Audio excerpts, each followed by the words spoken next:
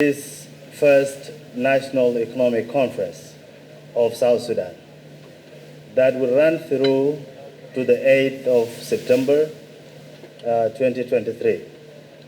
This is a historic event that seeks to chart a new course for our nation's economic and social development. Today, we gather under the theme towards a diversified, inclusive, and sustainable economy, with the overarching goal of developing a roadmap for South Sudan economic prosperity. As we embark on this important journey, it is very crucial that we address a variety of crucial and critical issues to achieve a diversified, inclusive, and sustainable economy. Before we delve into the specifics of our economic vision, let us take a moment to reflect on the journey we have undertaken, all of us together, as a young nation. We got our independence back in 2011, but have continued to face social, economic, and political unrest that has really affected not only our economic development, but has led to loss of opportunities, both locally and globally. The peace agreement we signed back in September 2018 was expected to reestablish long-lasting social peace and economic stability. The formation of the unity government, the reconstitution of the Transitional National Legislative Assembly, and the unification of the Army Command structure represent significant steps towards its implementation.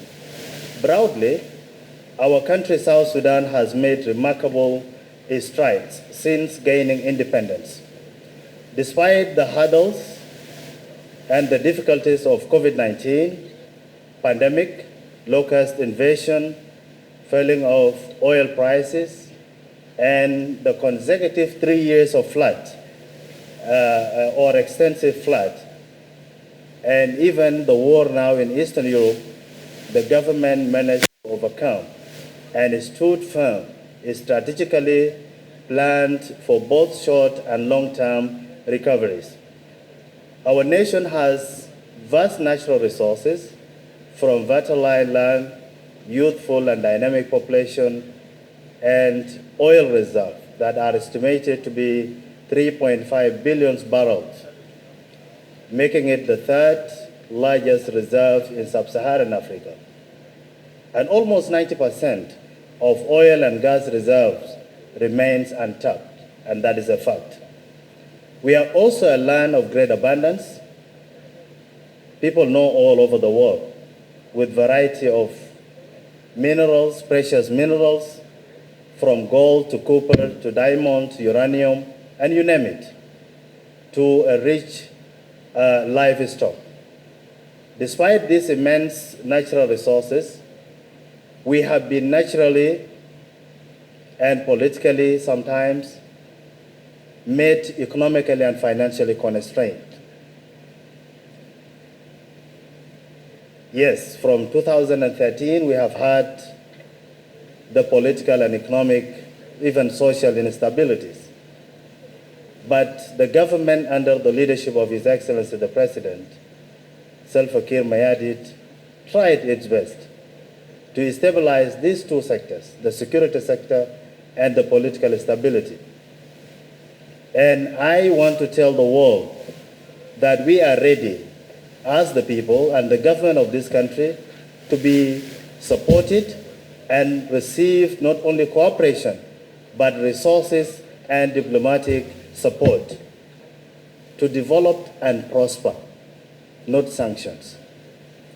There is no doubt that this conference will enable us to renew our commitment towards stabilizing the economy and considering peace through providing equitable social services.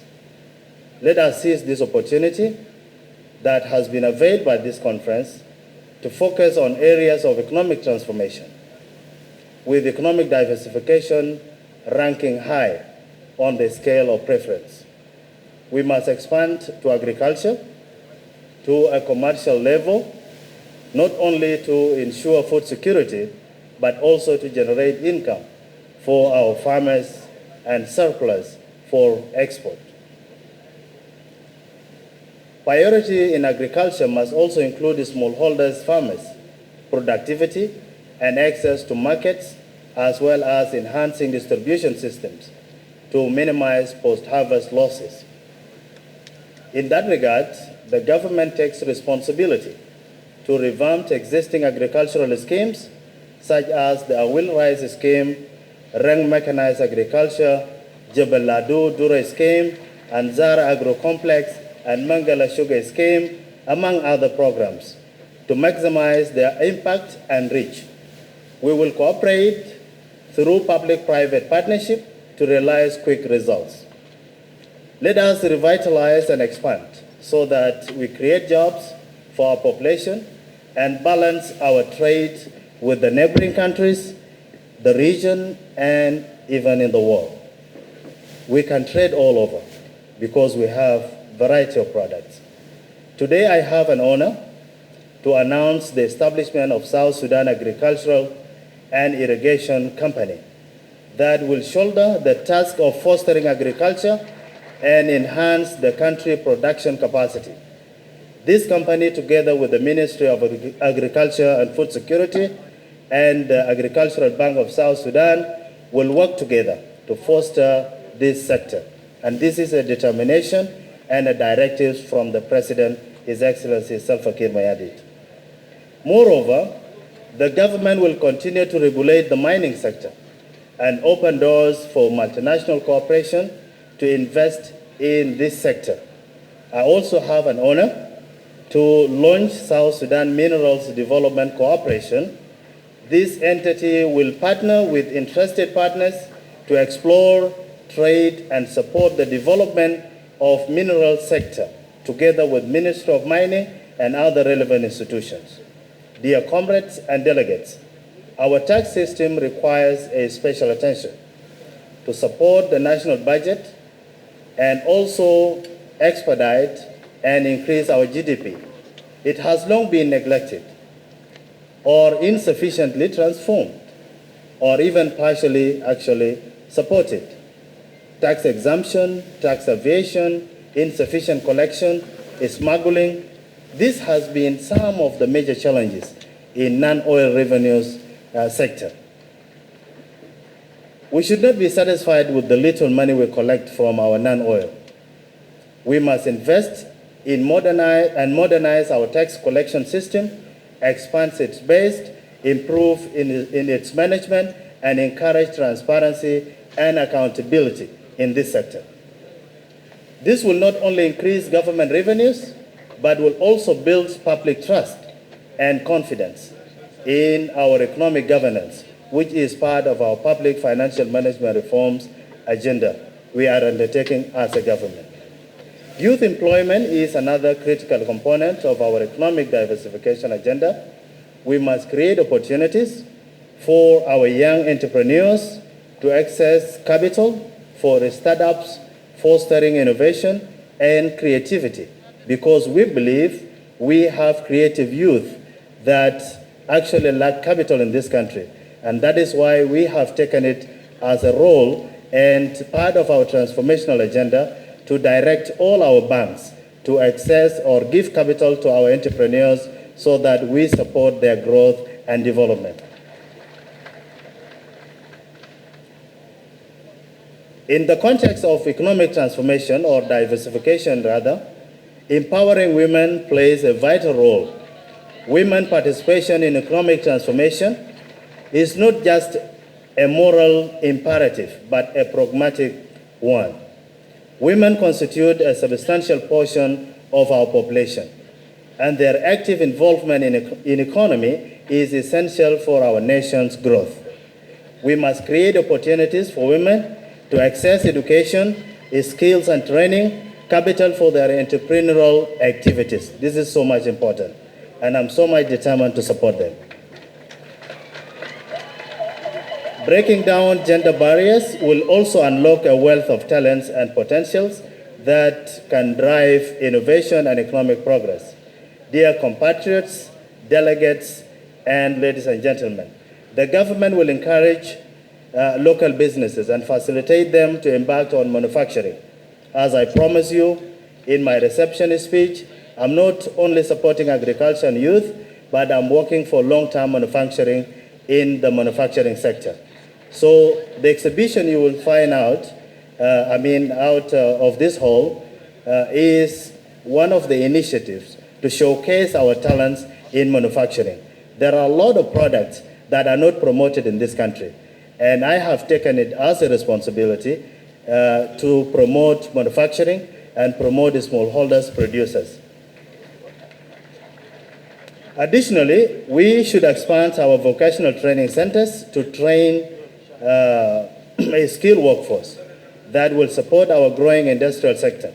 Training youth in specific skills needed for factories and industries not only generate wealth for them, but foster our GDP.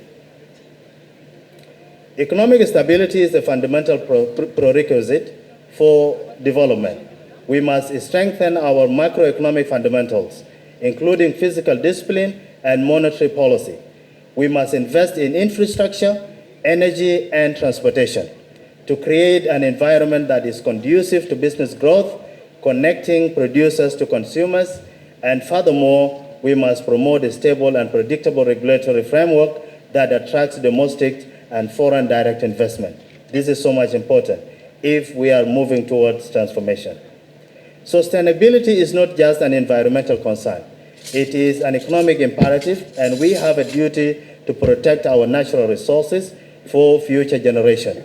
This conference must prioritize discussion on sustainable practices in all sectors, from agriculture to energy to urban planning.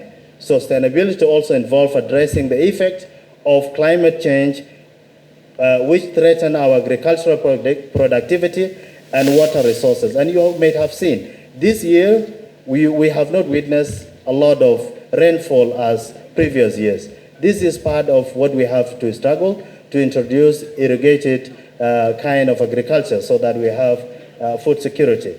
Ladies and gentlemen, this conference is not just about discussions and policy recommendation.